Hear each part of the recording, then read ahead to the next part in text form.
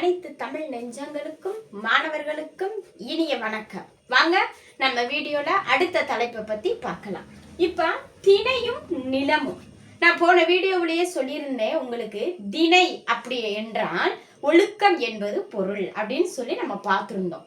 இப்ப திணையோட நிலம் எவ்வாறு ஒப்பிடப்படுது அப்படின்னு சொல்லி நம்ம பார்க்க போறோம். இப்ப குறிஞ்சி, முல்லை, மருதம், நெய்தல், பாலை, இந்த அன்பின் ஐந்திணைகளாக ஐவகை நிலத்திற்கும் நமக்கு முதற் பொருள், கருப்பொருள், உரிபொருள், இந்த மூன்றும் நமக்கு சொல்லப்பட்டு இருக்கு.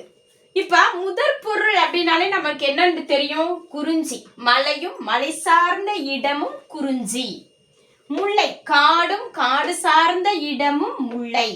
வயலும் வயல் சார்ந்த இடமும் மருதம். கடலும் கடல் சார்ந்த நிலமும் நெய்தல். மணலும் மணல் சார்ந்த இடமும் பாலை.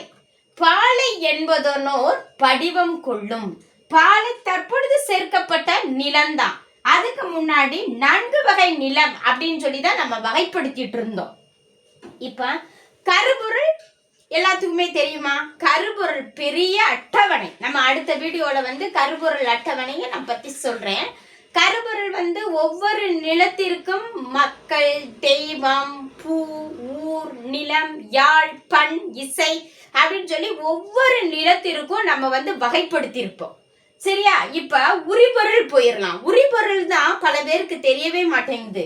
கருப்பொருளோடு உரிபொருள் ஒன்றிணைக்கப்பட்டது.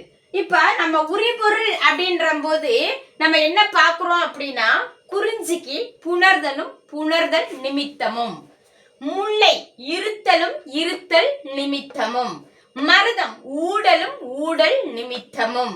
நம்ம எந்த நிலத்துல வாழ்ந்துட்டு இருக்கோம்? மருத நிலத்தோட தலைவன் தலைவிகள் தான் நம்ம. சரியா?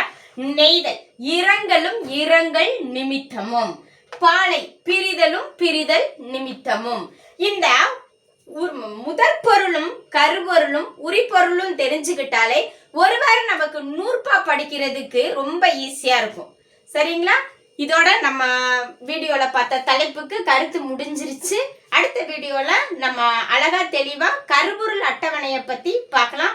இந்த வீடியோ உங்களுக்கு பயனுள்ளதா அமைஞ்சிருந்துச்சுன்னா லைக் பண்ணுங்க, ஷேர் பண்ணுங்க, கமெண்ட் பண்ணுங்க, சப்ஸ்கிரைப் பண்ணுங்க. நன்றி, வணக்கம்.